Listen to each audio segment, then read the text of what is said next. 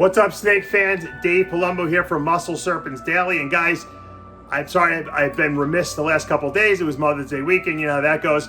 But we're back. I have so much stuff to show you guys. I don't even know where to start. I'm going to show you, I think, some ONYX BOA stuff that we had produced last week. I want to give you an update on the MOONGLOW Carpet Python clutch. I also want to say that I interviewed Wayne Larks this past week, and that interview will go up this week. Wayne Larks is owner of Moralia Magic in Australia. He produced the world's first MOONGLOW Carpet Python. Breathtaking. He also produced the world's first Full Moon, which is a super hypo axanthic albino. Absolutely breathtaking. That was my inspiration for making my MOONGLOW. So I want you guys to take a look and hear what he has to say and find out his story. He's got a really good story on how this all happened. So you'll check that out. I'm also going to give you a sneak peek at a scaleless to scaleless head clutch that I have in the incubator that's starting to pip. And I want to show you a really, really cool hurricane clutch that could possibly be producing my first Hayabusas, which are also known as the super hurricanes are known as Hayabusas. So let's go into the snake room, which, hey, we're here actually already. Let's take a look at some stuff. Here it is, guys, the first ONYX BOA litter of the year. I don't think I hit everything I wanted to hit, obviously, but we got some cool stuff I wanted to show you. They haven't shed out yet, but let's put some of these snakes down here. This guy's really dark. I would say this is more than likely just an ONYX.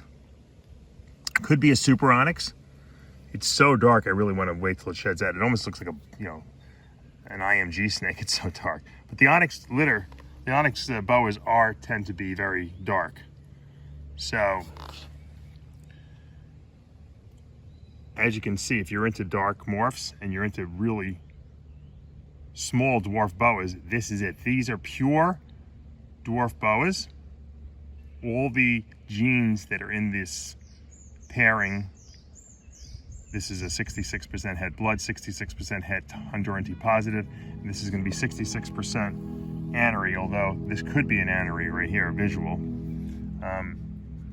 They're all dwarf boa lineages, which means the snake's going to stay small. You saw the mother, she's really tiny.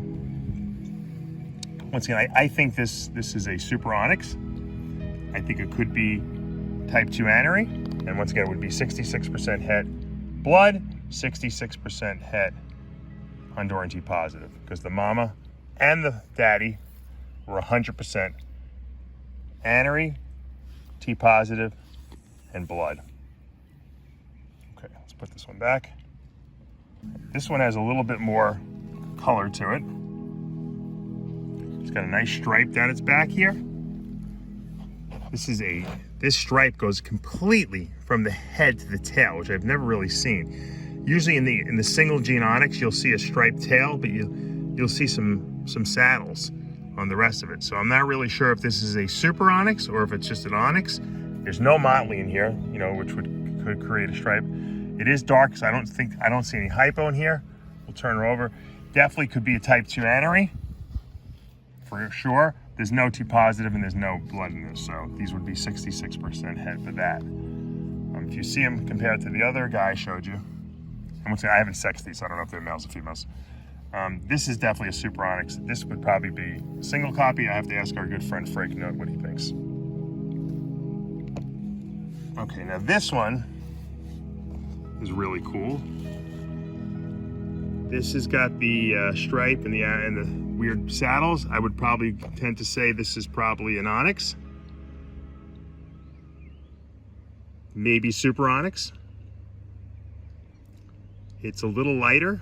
I would almost say this could be T positive, for sure. There's no blood in there. I'm pretty sure of that.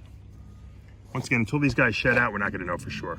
These guys are getting a little frisky here. This one, I would tend to think is probably ONYX, Honduran T positive, or maybe ONYX hypo. I'm not sure exactly what we're seeing here. Once again, these guys haven't shed out, and they've been born for a little bit now, so they're kind of getting a little blurry because they're going to shed soon. So I'm going to wait.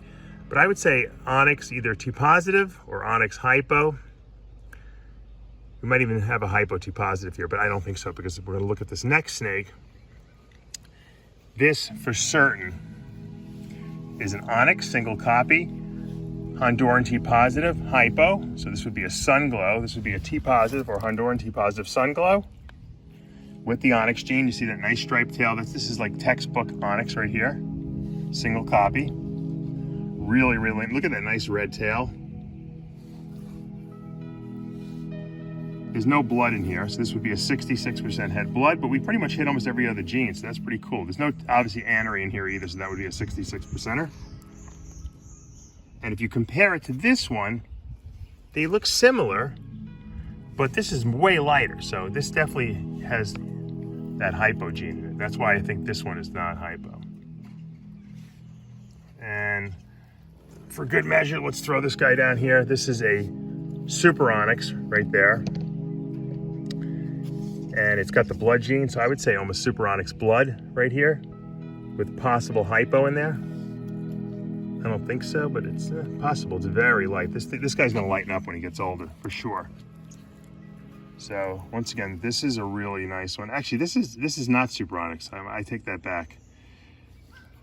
I take that back. I think it might only be single copy ONYX. So this would be an ONYX blood right here, and we'll have to see how this guy progresses. So we got a lot of frisky Central American dwarf boas here. Okay, they're looking good. They're ready to go into their own tubs. I think they want to get out of here because they're going to shed soon. I might keep them in here just until they shed, and then we'll give them their own enclosures and tubs to hang out in. But pretty good litter, you know.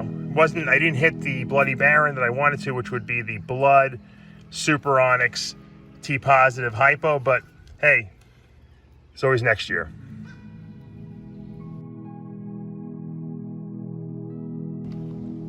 All right, I got to give you an update on this litter, and this is not, this clutch is not all of them in here. This is only about half of them. This was my Moonglow clutch, and once again, these guys are going to shed soon, so they're going to start losing their color. But I just had Wayne Larks on the show, who was from Australia. He bred the first Moonglow in the world over there in Australia, and it's a great interview. It's going to be going up on Muscle Serpents University YouTube channel. You'll keep an eye out for that. Great interview with Wayne. Talks about how, you know, he didn't have two nickels to rub together, but he had this vision of creating this white carpet python.